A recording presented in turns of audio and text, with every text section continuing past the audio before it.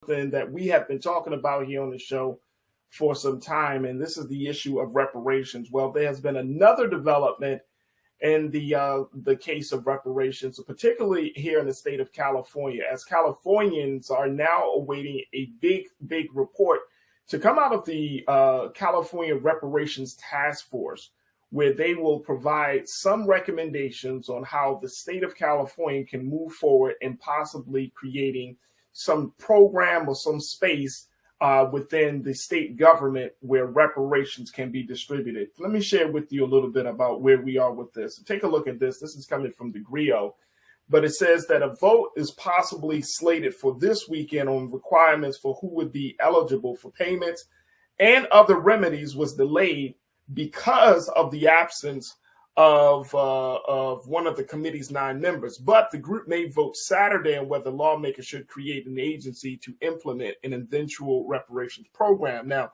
lawmakers passed legislation in 2020 creating the task force to assess how this legacy of slavery harmed African Americans long after its abolition through education, criminal justice, and other disparities. The legislation directs the task force to study reparations proposal with a special consideration for the descendants of enslaved Black people living in California, and is not meant to create a program in lieu of one from the federal government. Let me bring in my brother. One more. The first of its kinds is the country, but some use the group's latest 2-day meeting in Sacramento to warn that not enough Black Californians are sufficiently informed about its work. All right, let me bring my brother in, Brother Michael Imhotep, who is a researcher, scholar. He's host of the African History Network podcast show, and you can see it on YouTube and in other social media.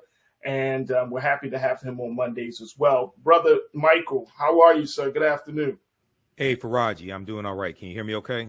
Yes, sir. We can hear you. We can hear you. All right. So you've been staying on top of this reparations piece.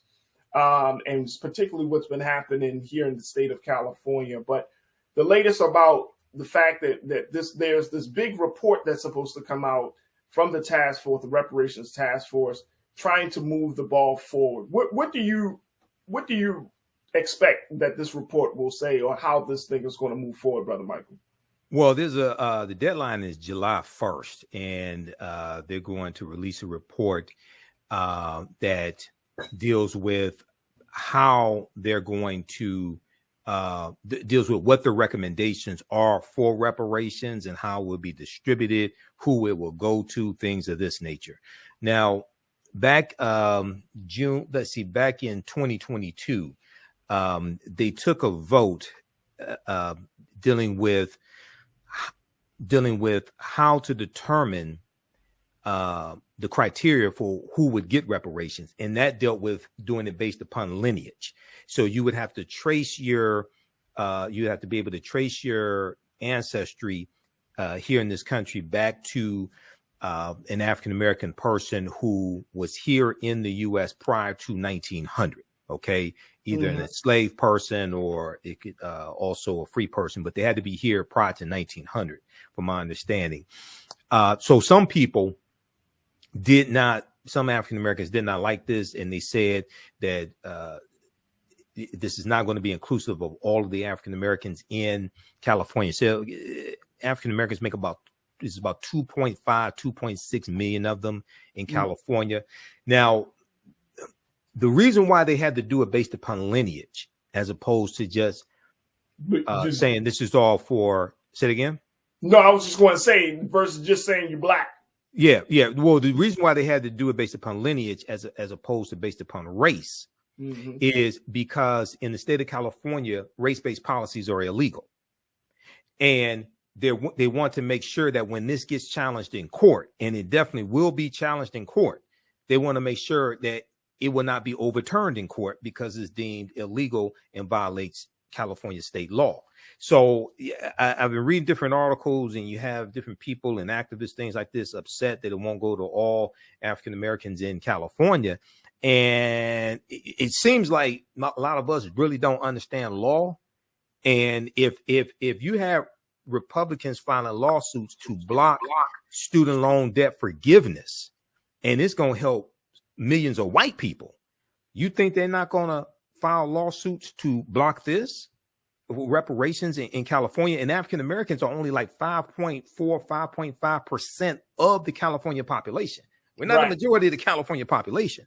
So, there was an article that came out also from the Washington Post, and it dealt with San Francisco debates reparations, $5 million for each, $5 million each for Black residents. That ain't gonna happen.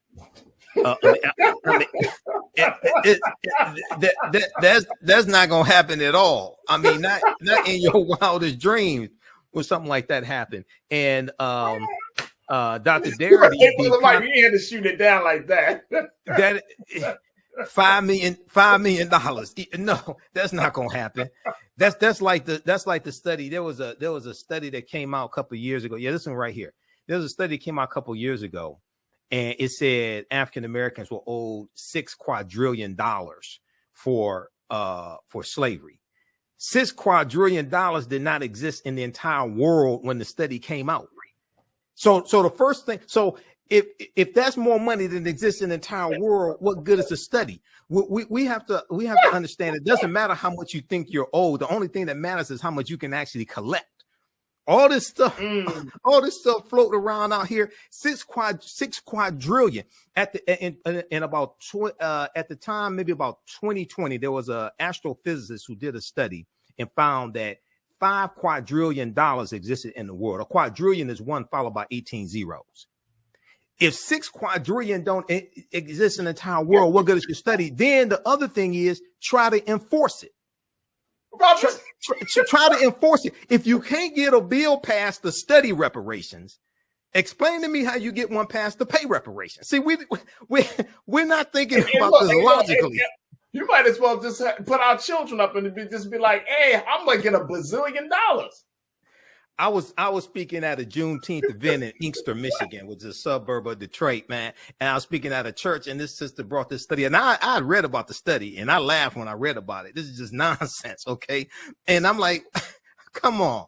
But unfortunately, sometimes we throw out these crazy numbers, and at the same time, we have to look at how do you get this enforced. But if your argument is, okay, our ancestors worked for free for 246 years, therefore they're owed this money because they work for free. The first premise question that I would ask is, what law are you citing that slaves were supposed to be paid in the first place? If your argument is that that the descendants should be paid because our ancestors work for free, how do you can't enforce it? So we have to understand operating within law. That's why what California is doing is excellent, and people should start reading the 500-page study that they released, which is the most comprehensive study dealing with inequities and discrimination or racism against African Americans since the Kerner Commission report came out in 1968. Okay, but so we need to understand that, but also, and I know we're coming up on a break, the Black Freedmen Indian Treaties of 1866 is one of our best chances to get some type of restitution, because many of our ancestors were getting benefits from those treaties, but they got kicked out of those treaties around 1941. See, I'm for what will ever work, but to understand what will work, we need to understand a history of what has worked. And the Black Freedmen Indian Treaties, there's a documented history of that working. Look, we got to take a quick pause. When we come forward, crew, I want to get your take on this part of the discussion where in the state of California, the California Reparations Taskforce is expected to release a comprehensive report about what the state can do to move the needle closer for Californians to get reparations. As you can hear, Brother Michael Imhotep just breaking it down, how this decision or this report can create an implication for the whole country, set a precedent for the whole country. I want to get your take on this, folks. Join us in the conversation. Post your comments in the chat as we're streaming live on YouTube, Facebook, and of course on Black Star Network and Amazon News. And stay with us. We're going to take a quick pause. When we come forward, more conversation about reparations, California, and you. It's the culture right here on the Black Star Network.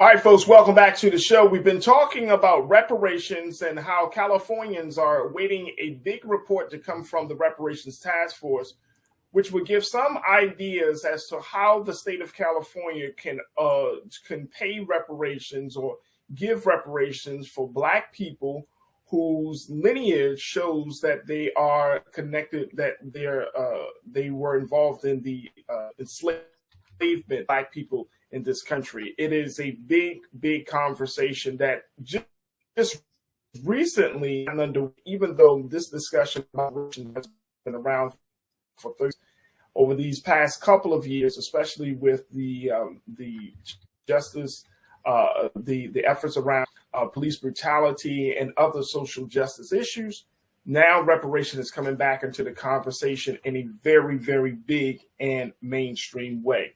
Brother Michael Imhotep is having this conversation. Let me go to some of the crew, and the crew has been checking in on this, Brother Michael. Some folks are again, some folks are saying, like, you know, we should see what California does, and other folks are saying, look, let's not even have any hope. Why? Before we get into the crew, I do want to ask you, why should folks really believe that reparations may happen in their lifetime? Is this a very real possibility, Brother Michael? And from all the research and all of the work that you've done around this issue, does it seem possible? Well, let's go back in history and look at the Black Freedmen Indian Treaties of 1866, because the Choctaw, Chickasaw, Creek, Cherokee, and Seminole Indians owned African slaves, and the Africans that they owned, they were forced to set them free by the federal government. Those Africans were given land, they were given membership into the Native American nations, and they were given all the rights and privileges of being a member of those Native American nations. So they actually got restitution. This is how you have a Sarah Rector, who was of Creek Indian African enslaved ancestry, Sarah Rector in Oklahoma, and she became the richest Afro-American girl in the country in the early 1900s at about 12 or 13 years old, because oil was discovered on her land. So there's a history of this. We just don't understand that history. Now, when it comes to getting reparations today, one of the first things I would do is take the term reparations off of it, because automatically it has a negative term to some people. And you have to keep in mind, the majority of the people in the state legislatures or in Congress, U.S. Congress, who are going to vote for this are white. All right. So when we deal with restitution at a federal level, one of the things we have to look at is not so much just focus on getting a check. We need comprehensive reparations. So the laws and policies that were put in place that have negatively impacted African Americans for decades, you have to reverse those laws and policies. At the same time, you have to show how it's beneficial to America in general to correct the wrongs. This is why when we look at the study that we talked about last week, when we talked about Japanese Americans who were united to help African Americans get reparations, and the study, the article from CBS news.com that talked about how the U.S. economy had lost $16 trillion over the last 20 years because of racism. All right. Yeah. And it goes through and breaks down how that negatively impacted African Americans, but also it talks about how and I just posted the link there. It talks about how this is hurting America in general. OK, and it says that if these inequities were fixed, the U.S. economy could grow by $5 trillion over the next 5 years. If those loopholes were closed, those policies were changed. So it's showing how racism negatively impacts everybody, even though we get the brunt of it. So yeah, when we understand how to properly position that and focus on comprehensive reparations, we have a much better chance of getting that into place. But also you have to understand how to get bills passed in Congress. It takes 218 votes in the U.S. House of Representatives to get any bill passed. It takes 60 votes in the Senate because of the filibuster. OK, so once we understand how to score touchdowns and don't confuse a touchdown with a first down, then we can start scoring some points. We're playing a real life game of political football and don't know the difference between the first down and the touchdown and wonder why we don't have points on the board. Chris Bake, you checked in and said, there it is, that piece. Racism has cost the U.S. $16 trillion, according to Citigroup. $16 trillion. This was over 20 years, not 246 years, not 400 years. Yeah. Yeah, from 2000 to 2019. Right. So over a 20-year period, you're talking about $16 trillion. Gotcha. Yes. Gotcha. Chris Big, you checked in and said lineage is the only legal way to disperse reparations under the U.S. Constitution. Well, what it is because if you're looking at federal law, Title VI of the 1964 Civil Rights Act, Section 601, non-discrimination and federally assisted programs, makes illegal race-based policies. Right. So California, what California does could serve as a model for what the federal government does and what other states do also. Okay, doing it by lineage. But treaties, Article 6 of the U.S. Constitution tell you that the U.S. Constitution, all the previous treaties and all the subsequent treaties are the supreme law of the land. And the Black Freedmen Indian treaties of 1866 are still on the books and still being enforced for those 5 civilized tribes and Native Americans. And we need to focus on getting that enforced again for us. This is some of the work that Attorney Demario Solomon Simmons is working on, who's on sometimes on Roland Martin Unfiltered. Right. And it's an ongoing situation. I mean, and this is going to have to, in order for this situation to catch steam right now, Brother Michael, you really do need to have a majority or a number of people involved. It can't just be Black people. Right. I think there's got to be some white people. I think there's got to be some people from various industries, from law to politics that see this. And most importantly, you got to have Black scholars around the table to figure out, okay, if this is going to happen, let's say to start off with the state of California, one of the largest states in the country. If this happens in California, what does this look like moving forward in other states? Mm-hmm. We know that Evanston, Illinois, they already have put together a reparations model in the outside of Chicago, the city of Chicago. Other places are looking at it. New York City is even Detroit. Is a Detroit Reparations Taskforce. Right. Now, very quickly, in Evanston, Illinois, it's important for people to understand this because the person who spearheaded that was Robin Ruth Simmons, who at the time was a city council member. I interviewed her for an hour on the African History Network show. A lot of people were critical of what they did because this dealt with housing vouchers. This dealt with assistance in buying homes and $25,000 or whatever the number was. And what people have to understand about Evanston, Illinois is Evanston does not have a history of slavery. Slavery was abolished in the state of Illinois in 1818. Evanston was not founded until the 1840s. Evanston, Illinois is a city of about 60,000 people. Percentage of African Americans is 16%. They don't have a history of slavery, but they had a rampant history of housing discrimination and redlining. So the city council was addressing the harm that the city inflicted, not what the state of Illinois inflicted or what the U.S. government inflicted. So when we look at repairing the damage at the city level, you can't expect the city to address what the federal government did. They don't have those type of resources to do that. They will address what the city did. Right. And I'm glad that you made that clarity and made that point. And we're going to have to kind of to be weighted in as well to see how California Reparations Taskforce responds. We got 1 minute left, Brother Michael. What's the latest work that you're doing, brother? Visit our website, theafricanhistorynetwork.com. Each Saturday in the month of March, because March is Women's History Month, we're going to have a free lecture, 12 noon Eastern Standard Time, Great African Women in History, the Mothers of Civilization. So we'll get that information at our website, but also 2 p.m. Eastern Standard Time, Saturday and Sunday. Saturday, Ancient Kemet, the Moors and the Ma'afa, Understanding the Transatlantic Slave Trade, 12-week online history course I teach. And then Sundays, Black Resistance Movements, Haitian Revolution, U.S. Civil War, Civil Rights Movement, Black Power Movement, 1800 to 1968, 12-week online course as well. Visit our website, theafricanhistorynetwork.com, theafricanhistorynetwork.com to register for these courses. And they're PG-13. You can use this with your children also. And we do the sessions live. All the sessions are archived and recorded, so you can go back and watch it anytime. There it is, my brother Michael Imhotep checking in as always here on The Culture on Mondays, and you can check him out on Fridays on Roland Martin Unfiltered. Brother Michael, thank you for being on the show, and thanks for having me, Farajii. For The Culture, bro. All right, thank you. Absolutely. All right, folks, welcome back to the show. For our final conversation, we're tuned in, and I'm checking in with my brother Michael Imhotep, host of the African History Network show. You can find that on YouTube and on social media.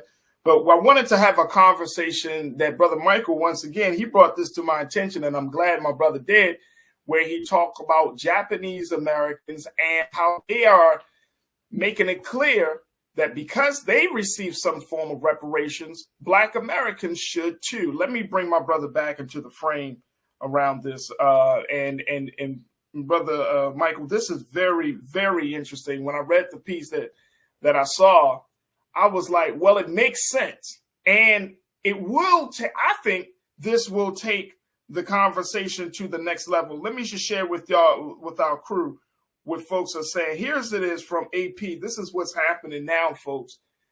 Take a look at this. From California to Washington, D.C., activists are joining revived reparation movements and pushing for formal government and compensation for the lasting harm of slavery's legacy on subsequent generations, from access to housing and education to voting rights and employment. Japanese American activists in California are studying the landmark report issued by the California's task force and plan to reach out to college students, churches, and other community groups to raise awareness about why Black reparations is needed and how it intersects with their own struggle. All right, Keenan, let's stay right there for a minute. Then we'll share the second quote in a minute. But I want to go to you, Brother Michael, on this. This is very interesting because I remember, Brother Michael, when that conversation, and make sure you're not on mute, big bro. I remember, yes. There we go. When there was a conversation about the violence that was happening, that spate of violence that was happening against Japanese Americans in certain cities like New York City and other parts of the country, Black people, I remember having this conversation on this platform where Black people were like, oh, so the government can address the violence against Japanese. And we're talking about, supporting the Japanese community, but then we're not talking about what's been going on for Black people, which is understandable. But there were a lot of people feeling some type of resentment against Japanese folks for getting any type of government assistance or getting some type of policy to speak to their harm. Now, this is an interesting situation because you got Japanese Americans who are saying, look, we received reparations for what was done from our people from Pearl Harbor, from Nagasaki and Hiroshima, and all of that America has done. We stand in solidarity. How do you reconcile these 2 points, Brother Michael? Well, number one, people have to really understand the history prior to 1988. The first hate crimes act ever signed into law in the history of this country was signed into law in 1968 by President Lyndon Baines Johnson. It was part of the Fair Housing Act, and it was a result of the modern day civil rights movement, and it was largely for African Americans. That's the first hate crimes act ever signed into the history of this country. Then when you go and study why the Department of Justice was created in 1870 by Congress during Reconstruction, the Department of Justice was created largely to enforce the new rights that African Americans were getting and to prosecute those who were violating their rights. And this is why in 1871, you had the Ku Klux Klan Act. And then you have President Ulysses S. Grant that declares martial law in 9 counties in South Carolina to crack down on the Klan. And you had Klansmen prosecuted by the Department of Justice. When we look here at what Japanese Americans got, first of all, it's important to understand which Japanese Americans got a one-time payout of $20,000, which totaled over $1.6 billion. It was approximately 82,250 Japanese Americans. It was not all Japanese Americans in the country. It went to those directly who were put into those internment camps during World War II, about 1941 and 1945 or so. And it went to those who had to be evacuated. Okay. So this past Congress, now I posted this link here from justice.gov. If you could pull that up, that explains exactly what happened. That's from the Department of Justice, 10-year program to compensate Japanese Americans interned during World War II closes its doors. So this was, and you can zoom in on that. This was an act of Congress. It only went to those who were survivors of the internment camps. Now, members of the Congressional Black Caucus at this time advocated for this also this restitution. Then so this was 1988 that this bill passed. They left a 10-year window for people to make claims. In 1989, the Honorable John Conyers from Detroit introduced H.R. 40 to have a study done by the federal government on the harms of that slavery has done and the consequences of slavery, the legacy of slavery to African Americans. So that was the year after this. Now the problem is based upon Title VI of the 1964 Civil Rights Act, Section 601, non-discrimination and federally assisted programs. Race-based programs are illegal at the federal level. You also have a similar law in California, which is why the California Reparations Taskforce is prescribing their reparations based upon lineage, as opposed to just race, just being black. Right. Okay, so they can get around that and withstand court challenges, because whatever they pass will be challenged in court. You have to be able to withstand court challenges. That's all you have to understand law. Now, the problem with us is that all of the last of the former slaves died in the 1950s. So our situation is different than Japanese Americans, because that restitution only went to those who were directly harmed. For us, all the last of the former slaves died in the 1950s. So this is why you're going to have to approach it differently. And what will be what California is doing is probably what will be adopted at the federal level. If something is adopted, you have to do it by lineage. But the most important thing that we have to understand is that this is not about a check. This is about comprehensive reparations. And if you read the 500-page study that the California Reparations Taskforce released in June of 2022, and I'm posting here in the chat the article from the Washington Post that breaks this down, and it has the link to the 500 study, because I've gone through it and read part of it. We have to have comprehensive reparations. So the laws and policies that have been put in place and still remain in place that have maldistributed wealth, power, and resources into the hands of Europeans, you have to change those laws and policies. Yep. This is why you have to understand the history of what's happened, because if we all got $1 million a day, you and I both know white people will have it all back by this time next week. And the only thing you would have done is stimulated their economy, but the laws and policies that now distributed wealth, power, and resources into their hands in the first place will still be there. Okay. Let me throw this out there as well, Brother Michael. And I'm glad that you're bringing these points up. One of the things that was said was referenced is this Pew Research Center poll that was done about the issue. Right. Take a look at this, folks. Only 30% of U.S. adults surveyed by the Pew Research Center in 2021. And Keenan, let's pull this second quote up for me, please. Thank you, bro. Only 30% of U.S. adults surveyed by the Pew Research Center in 2021 supported reparations for slavery. That was in 2021. That's 2 years ago. 77% of whom were Black Americans. Wow. That was 2 years ago, folks.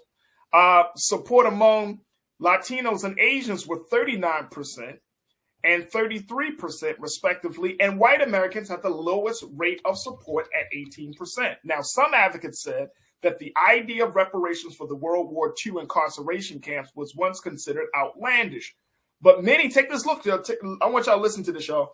Right. Many young third-generation Japanese Americans were inspired to mobilize from civil rights and ethnic pride movements, including the Black Panther Party and the Brown Berets, who promoted Chicano rights. Look, folks. Look at this.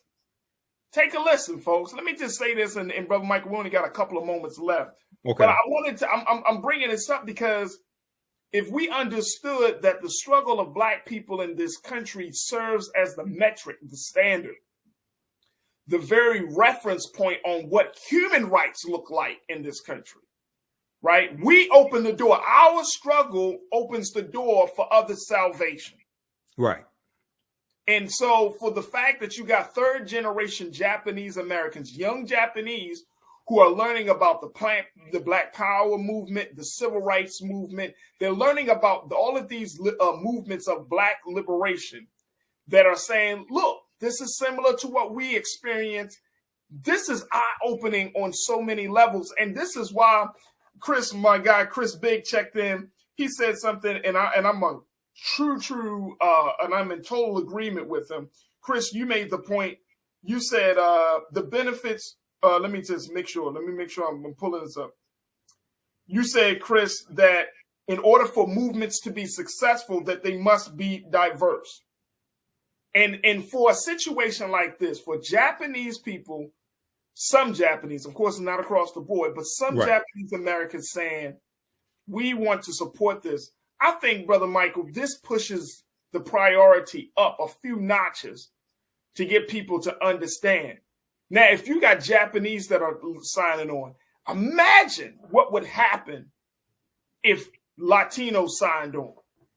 Right. Well, yeah. So this is why it's important to understand history and why the history of this country and the history of African Americans has to be taught in all schools across the country. It has to be taught to everybody, because those third generation Japanese are studying history, studying the Black Power movement, also studying the Civil Rights movement. Asian women like Grace Lee Boggs, things like this, who was an ally to the Civil Rights movement. Now, I just posted the link here to an article. If you can just pull this up for a quick second. This deals with how you tie all this together. Racism has cost the U.S. $16 trillion. This was a study by Citigroup Bank. And it laid out three critical areas. And it said they looked at just from a 20-year period of time, from the year 2000 to like 2019. And they said the U.S. economy had lost $16 trillion because of racism. And they said black workers have lost $113 billion in potential wages over the past 2 decades because they could not get a college degree. The housing market lost $218 billion in sales because Black applicants could not get home loans, and about $13 trillion in business revenue never flowed into the U.S. economy because African-American entrepreneurs could not get access to bank loans. It goes on to say that the U.S. could have $5 trillion in gross domestic product over the next 5 years if those gaps and others were closed today, the study indicated. So that deals with changing laws and policies. But what this study documents, and there are other studies like it, it shows how racism negatively impacts everybody in this country. It's lost opportunity for everybody, even though we get the brunt of it. So it requires a re-education process and really teaching this history. That's why Juneteenth becoming a federal holiday could be very powerful if we know how to use it, because it allows us to force into the national conversation a history that Republicans are passing laws and state legislators to keep that history from being taught in the schools. So it requires a total re-education process and show how all this is hurting everybody, and policies that are good for African Americans are good for America in general. Come on, there it is right there. Look, we're going to end it right there. Hey, Brother Michael, I'm so happy that you brought this topic. I'm serious, brother. I didn't see this, so I'm glad that you were like, hey, Farajii, we need to talk about this. I monitor about 35 different news sources on a daily basis. Hey, bro, and I'm always consuming. But this is great. This is great, man. And I think it's going to push the movement. I think it's going to push the conversation further along. I think it's going to, and it's a huge. This uproots white supremacy on so many levels, Brother Michael. You know it, and I know it. You're starting to see Japanese. You got, of course, Black folk. If we start to see more groups of people standing behind Black folks and saying, yeah, their struggle is our struggle. Brother. Exactly. Like, it's the sky's the limit. Look, we got a couple of seconds left. Talk to us about the work you're doing. Okay, visit our website, theafricanhistorynetwork.com. We had 2 new 12-week online courses that just started up this past weekend, the weekend before. Ancient Kemet, the Moors, and the Ma'af for understanding the transatlantic slave trade, where they didn't teach you in school on Saturday, 2 p.m. to 4 p.m. Eastern Standard Time. And then on Sunday, Black resistance movements, Haitian Revolution, the U.S. Civil War, the Civil Rights Movement, and Black Power Movement, 1800 to 1968. So register for both of those classes. We do the sessions live. All the sessions are archived and recorded. You can go back and watch it anytime. Even after the course is over with, you'll still have full access. You can watch it. And this information is PG-13. You can use this with your children as well. Register at our website, theafricanhistorynetwork.com. There it is, Brother Michael Imhotep. You can see him on Mondays here on The Culture. You can also check him out on Roland Martin Unfiltered. Yeah, on Fridays. And so we're so happy he's able to spend some of his time and, most importantly, his brilliance with us. Thank you, Brother Michael. Oh, thank you, brother. Thank you, Farajii. Peace. Hotep, everybody. Hey, this is Michael Imhotep, founder of the African History Network and host of the African History Network show. Some of you all saw me on Farajii Muhammad's show, The Culture, on Monday, February 27th, and we talked about Scott Adams, creator of the Dilbert comic strip, who is losing newspapers that carry his comic strip because of a racist tirade that he went on. And at the end of the show, I talked about 2 online courses that I teach on the weekend, 2 online history courses. So on Saturdays, I teach a 12-week online course called Ancient Kemet, the Moors, and the Ma'afa, Understanding the Transatlantic Slave Trade, what they didn't teach you in school. And this class just started up Saturday, March 4th, 2023. We have class number 3, and I teach this class 2 p.m. to 4 p.m. Eastern Standard Time. So we deal with thousands of years of history and what leads up to the transatlantic slave trade taking place. I do a PowerPoint presentation. We have book references, articles, video clips, and you never look at history the same way. When we study the transatlantic slave trade, we can't start studying our history in slavery. Even when we deal with the transatlantic slave trade, which is important to study, we can't start in 1619 or in the 1440s when the Portuguese get involved. We have to understand the history chronologically and deal with the 800-year occupation of Europe by the Africans known as the Moors, who enter into the Iberian Peninsula, today known as Spain and Portugal, from North Africa in 711 AD, and they take the teachings from ancient Kemet, ancient Egypt, into Europe. Now, and these teachings are going to bring Europe out of the Dark Ages. Now, this course not only deals with the transatlantic slave trade, but it also deals with thousands of years of history that leads up to the transatlantic slave trade taking place. August 20th, 2019 marked the 400th year anniversary of the 20 and odd Africans who came into Point Comfort on August 20th, 1619 on that White Lion pirate ship in what would later become called the colony of Virginia. Now, this year, 2019, was known as the year of return, as many African Americans were and continue to reconnect to Africa and traveling to Ghana and other West African countries, of the original people of North, Central, and South America. Okay.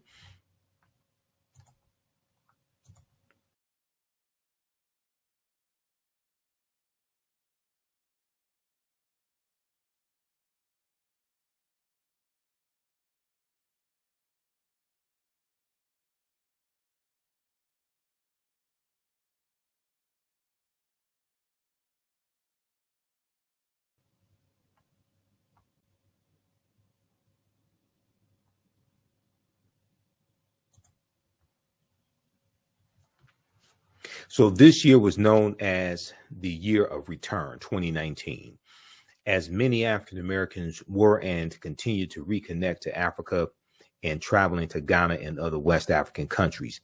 When we discuss the transatlantic slave trade, we have to first understand that African people are the original people of North, Central, and South America and have been in the land we call the United States of America at least 51,700 years.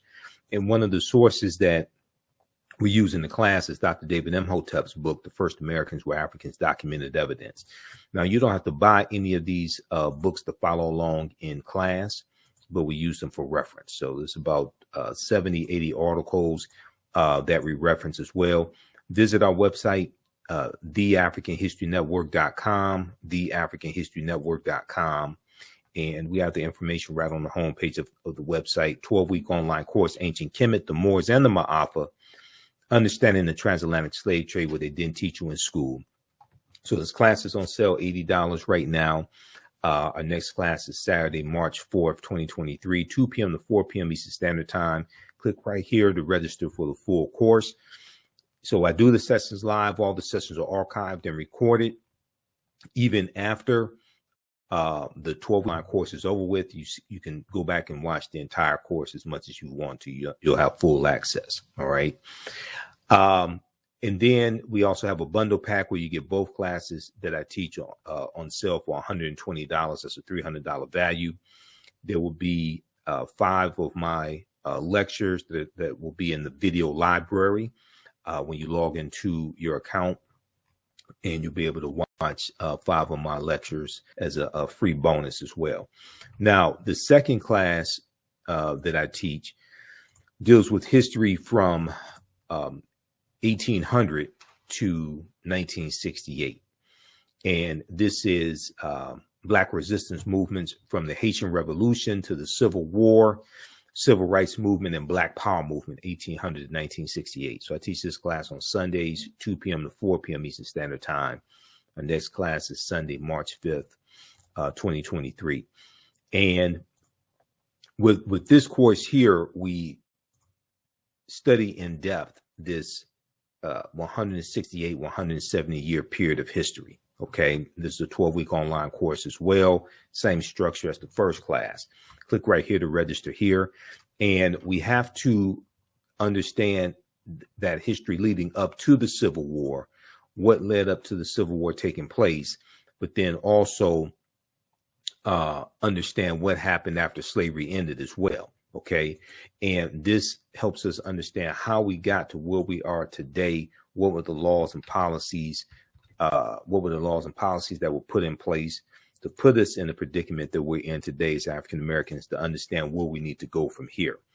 Okay, so in the aftermath of the insurrection on January 6, 2021, at the U.S. Capitol, many leading historians drew parallels between the violence that we saw January 6, 2021, and the Reconstruction era, which is 1865 to 1877. And this is the period after the Civil War ended in 1865. This was a period of political revolution directly following the American Civil War. Now, this 12-week online course will analyze U.S. history primarily from the African American perspective, beginning in the period 1800 to 1856, leading up to the end of the Civil War, okay, in 1800 to 1865 as well, and the 13th Amendment. We'll look at the Reconstruction era, 1865 to 1877, the Red Summer of 1919, the Jim Crow era, World War I, the Great Migration, 1915 to 1970, World War II, the Civil Rights Movement, and Black Power Movement. To better understand where we need to go from here and the laws and policies that need to be put in place. But you have to understand how you got to where you are today. The laws and policies that have now distributed wealth, power, and resources into the hands of Europeans. And we have to understand the lasting legacy of slavery as well. Now, it's important to understand this chronology of history to get a better understanding of how we got to where we are now, to understand where we go from here. Unfortunately, some of this history is repeating itself. Okay, unfortunately, some of this history is repeating itself. So this class, you can register for it now. As soon as you register, you can watch the class number 1 that we just had. Watch that. All right. Now, there's a good article from time.com that we reference in the class as well. There's a good article from Time Magazine, time.com. And this article is a new report finds that 45 states are to students. A new report finds that 45 states are failing to teach students about the period that shaped race relations after the Civil War. And they're talking about the Reconstruction era. Okay, the Reconstruction era. And if we look briefly here at this article, it says scholars say studying the aftermath of the Civil War help context many of the most seminal events in the U.S. in recent years, from the brutal murder of George Floyd by police to the voter suppression laws enacted after Black voters played a big role in helping Joe Biden and Kamala Harris be elected president and vice president in 2020. But despite the timeliness of the era in today's climate, many students in American schools will not get a full education on Reconstruction until they go to college. Okay, many students in American school will not get a full education on Reconstruction until they go to college. Now the problem is most of them are not going to go to college, or a good portion of them are not going to go to college. All right, so that's why the content of this course is so important. And your understanding of politics is directly related to your understanding of history. And politics is the legal distribution of scarce wealth, power, resources, and the writing of laws, statutes, ordinances, amendments, and treaties, their adoption, interpretation, and enforcement. So coming out of this course, you'll have a much better understanding of how we got to where we are today, the laws and policies put in place, the laws and policies that need to be put in place to take us to where we need to go. Okay, so this is understanding where we go from here. All right, so visit our website, theafricanhistorynetwork.com, theafricanhistorynetwork.com. We have the information around the homepage of the website. Black resistance movements from the Haitian Revolution, the Civil War, the Civil Rights Movement, the Black Power Movement. So we start in 1800. We look at the Louisiana Purchase of 1803 and the Haitian Revolution as well, 1791 to 1803, because those two events are related. And then we go through history chronologically, and we look at things like the Missouri Compromise of 1820, Texas winning its independence in 1836 from Mexico, Mexico winning its independence in 1821 from Spain, the Mexican-American War, 1846 to 1848, Treaty of Guadalupe Hidalgo, which ends the Mexican-American War, and the U.S., as a result of the Treaty of Guadalupe Hidalgo, is going to get the territory that makes up California, Arizona, New Mexico, Colorado, Utah, and Nevada. They're going to get all that from Mexico. Mexico loses about a third of their territory. We look at the Kansas-Nebraska Act of 1854, and we look at why the Civil War starts April 12, 1861. Then we go through and analyze the U.S. Civil War, Emancipation Proclamation, January 1st, 1863, which did not free the enslaved Africans. Ratification of the 13th Amendment, December 6, 1865. Reconstruction era, 1865-1877. Compromise of 1877, which ends Reconstruction, and Rutherford B. Hayes becomes president. And the Republicans make a backroom deal with the Democrats that if they let Rutherford B. Hayes become president, he'll remove the remaining Union troops out of the South from Florida and South Carolina, etc. And then you have the Jim Crow era, where the white supremacists are taking back control of all levels of government in the southern states. You have, so we studied the Jim Crow era, Plessy versus Ferguson, 1896, U.S. Supreme Court case, Mississippi State Convention of 1890, where they rewrite the state constitution and impose poll taxes and literacy tests in a state that had a majority African-American population, and the majority of the voters were African-American as well. So you go through this period where you see these southern states, these former Confederate states, rewriting their state constitutions. South Carolina, 1895, Mississippi, 1890, poll taxes being imposed in Florida in 1889. So we go through the Jim Crow era, Great Migration, 1915, 1970, 6 million African Americans migrating from the South up north and out west. World War I, 1914, 1918, World War II, 1939, 1945, Civil Rights Movement and Black Power Movement. Okay, to understand what happened to us after slavery ended and what leads up to the Civil War taking place, so we can understand how we got here today and understand history, law, politics, and economics, to understand where we go from here. So Black resistance movements from the Haitian Revolution to the U.S. Civil War, Civil Rights Movement, and Black Power Movement. Okay, so you register for that class right now at theafricanhistorynetwork.com, theafricanhistorynetwork.com. That's on sale, $80 as well. And we have the bundle pack where you get both classes for $120. For both classes, this information is PG-13, I would say, so you can use this with your children as well. And also to support the African History Network, you can support us, $ the AHN show through Cash App, $ the AHN show through Cash App, also through PayPal, paypal.me/the AHN show.